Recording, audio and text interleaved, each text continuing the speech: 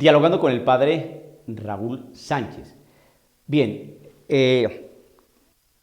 creo que es necesario hacer claridad respecto a la insistencia que a veces yo realizo, ¿no?, sobre tantas cosas que se dicen en la iglesia y que se dicen precisamente transmitiendo una mala enseñanza por parte de algunos de la iglesia, no la iglesia en general, sino de algunos que están en la iglesia y que están transmitiendo enseñanzas erróneas, como aquella del orgullo y todo este tipo de cosas. El padre Raúl ha pensado lo siguiente: voy a quedarme callado cuando me entero de tantas noticias y tantos exabruptos e inconsistencias como esta de las bendiciones, como esto de la intercomunión, como la ordenación de mujeres, como vivir y celebrar el orgullo y todo este tipo de cosas. Yo podía quedarme callado, no decir absolutamente nada, y más bien podría tocar otros tópicos, ¿no? Hablar sobre cómo se empezó a escribir la Biblia, por ejemplo, o podríamos tocar el tema de todo ese trabajo tan grandioso que hizo Santo Tomás de Aquino con la Suma de Teología o la Suma Teológica. Estudiar también los textos y tal enseñanza maravillosa de San Anselmo. Podríamos mirar algunos tópicos del catecismo de la Iglesia Católica. Por ejemplo, tocar un poquitico sobre doctrina social de la Iglesia, o podríamos tocar algo sobre la vida sacramental, por ejemplo, meternos al estudio, por ejemplo, de la realidad del sacramento de la unción de los enfermos, por ejemplo, ¿no? O podría desarrollar temas para poder orar de mejor forma la coronilla de la Divina Misericordia y cosas de estas, ¿no? Son tópicos hermosos, bonitos, alimentan nuestra fe, nos invitan a la piedad, nos fortalecen nuestro compromiso como cristianos católicos, y eso está bien. Pero resulta que eso se podría hacer, ni me faltaba. Pues que resulta que hoy en día estamos en una situación tan caldeada, tan confusa, que darle la vuelta a esos temas tan difíciles y tocar otros temas menos espinosos es prácticamente, creo yo, que no, no está bien. No está bien. ¿Por qué? Porque eso es lo que le ha pasado a la iglesia cuando deja de tocar los temas que tiene que tocar, y por dejarlos de tocar, entonces ya al pasar el tiempo ya están metidos dentro de la iglesia, y ¿quién los para? Por ejemplo, estas cuestiones de las bendiciones a personas que prefieren el mismo sexo, o darle la comunión a personas que no son católicas, pero son protestantes, luteranos, y que están casados con católicos, y que se les ha dado la comunión, ¿no?, sin ellos creer que Jesucristo está en ese cuerpo y que hay que confesarle para poder recibir dignamente la Sagrada Comunión. Entonces, en Europa se sabía que estaba pasando eso, allá en Dinamarca, en Bélgica, en Alemania, etcétera, etcétera. Se sabía, ¿no? Y sin embargo no se dijo nada, se dejó pasar. Se dejó pasar. El permiso que, por ejemplo, concedió la Santa Sede en el año 1969 aquí en Norteamérica para poder recibir la comunión en la mano fue aquí en los Estados Unidos, y después eso se extendió a todas partes, y hoy prácticamente es obligado dar la comunión en la mano. Si no es así, porque no se pone coto, porque no se detienen las cosas, y después cuando se quieren detener, ya como hacen, ya se es una cosa normal, ya se ha aceptado, ya es generalizado, no te pongas ahora con obstáculos o con problemas tontos ahí, ya más bien aceptémonos, caminemos juntos, es mejor así la realidad del ecumenismo, no seas tan duro con la Eucaristía, lo importante es que Cristo está allí en ese cuerpo, y si el otro no cree, ahí poco a poco va. Y entonces nuestra doctrina y nuestra enseñanza, pues uno dice, a ver, parece que la doctrina dice una cosa, pero parece que la realidad pastoral o el ejercicio de eso que se dice a nivel doctrinal, documento, pues son dos cosas distintas. Dejamos de denunciar Nos hemos dedicado a la parte, el ejercicio de esa condición que adquirimos en el bautismo. Recuerde usted que cuando nosotros nos bautizamos o nos bautizaron, recibimos unas condiciones del mismo Cristo Jesús, una condición profética, una condición real y una condición sacerdotal. Dentro de la condición profética, entonces tenemos que anunciar la palabra del Señor, pero esa dimensión profética no solamente es anunciar la palabra del Señor, sino denunciar los atropellos, las injusticias, el desamor, la injusticia, la mentira, ¿no? Que vayan en contra de la realidad del Evangelio, de la buena noticia. Entonces nos hemos querido dedicar a anunciar y no nos hemos dedicado a denunciar. Y por no denunciar, entonces estamos como estamos. Y ya el que denuncia ya es mal visto, ¿no? Lo miran con sospecha, ese hombre está mal, le falta misericordia. Perdón, pero es que la dimensión profética es anunciar y denunciar. ¿Por qué el anunciar sí y por qué el denunciar no si tenemos esa doble dimensión? Precisamente porque ya no se quiere denunciar. Y el que denuncia, entonces es que juzga, el que denuncia es que le falta comprensión, el que denuncia es el que no entiende los contextos, el que denuncia es que no ha podido aprender, el que denuncia. No, señor, por no denunciar es que vamos así.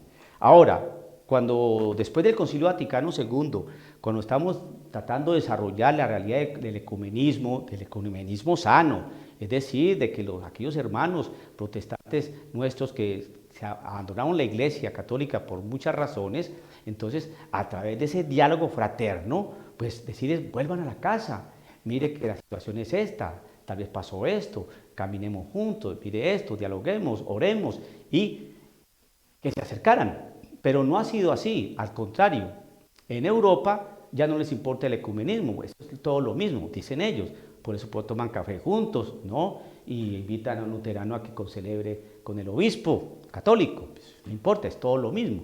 Estamos trabajando el ecumenismo, y el ecumenismo no es ese. El ecumenismo no es que nos amalgamemos, sino que ellos se vuelvan católicos, y eso no se ha podido lograr. Al contrario, nosotros hemos cedido posturas en Europa. Y aquí en Latinoamérica, aquí ecumenismo no existe. Existe una cantidad de sectas protestantes de corte pentecostal que lo que menos quieren es diálogo con la Iglesia Católica y menos como está ahora, y que cada día nace una iglesia protestante distinta de corte pentecostal, esas llamadas no denominacionales, que no están interesadas en hacer ningún tipo de ecumenismo ni de diálogo con la Iglesia Católica. Entonces, por lo tanto, ecumenismo en Europa no existe y aquí mucho menos. ¿Y por qué? Porque se dejó de hacer lo siguiente. Salió esa frase no tan famosa en los años 60, 70 y 80. Es que debemos trabajar en lo que nos une y no en lo que nos separa.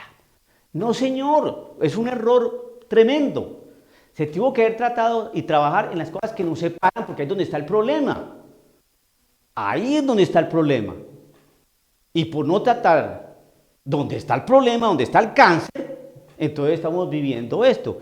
50 años, llegó la primavera de la iglesia y estamos pasando por un invierno frío y espantoso. Y tan invierno frío y espantoso que aparece un señor sacerdote por allá en Nueva York, jesuita, que quiere que se celebre el orgullo durante un mes porque eso es estupendo y maravilloso.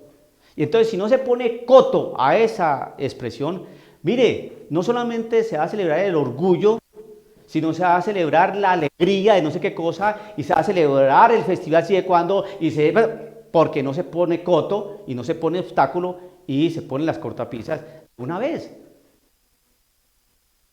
¿Usted cree, querido amigo católico, que porque la Congregación para la Doctrina y la Fe emitió un documento para no bendecir el pecado, usted cree que eso se va a cumplir? Eso no se va a cumplir, eso se va a seguir cumpliendo, se va a seguir haciendo.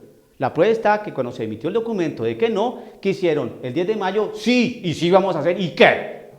Y lo van a seguir haciendo. Ese documento quedó como algo anecdótico. Bien. Entonces, el padre Raúl así se torne cansón, sistemáticamente cansón, es porque sistemáticamente nos llegan cosas todos los santos días para entorpecer nuestra fe. Y hay que decir las cosas. Y yo aquí no digo nada que no esté con la doctrina de la Iglesia Católica. Que alguien me diga dónde no hago las cosas de acuerdo a la doctrina de la Iglesia Católica. Que a alguien no le guste es otra cosa. Porque gustos va a haber. Y yo no lo voy a simpatizar a mucha gente. A unos sí y a otros no. Y eso es normal. Y no pasa nada. No nos vamos a enfermar por eso. Pero las cosas hay que decirlas. Mire, este sacerdote que patrocina, que promueve, ¿no? Que aplaude, que anima, ¿no?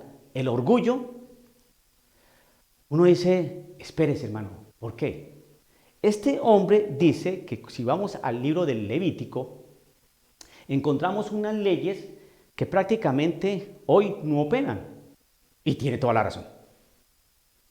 Por ejemplo, esa ley que dice que no se puede mezclar en una tela texturas distintas, como materiales distintos. No podemos, por ejemplo, hoy no podríamos unir el algodón con el satín, por ejemplo. También dice que en un mismo terreno no podemos sembrar dos tipos de semillas. Pero hoy lo podemos hacer, lo mismo que las telas, pero en aquella época no. Entonces, este sacerdote jesuita dice, pues lo mismo con la realidad del homosexual, que decía, ¿no? Que no tendrá relaciones con hombre como haces con una mujer.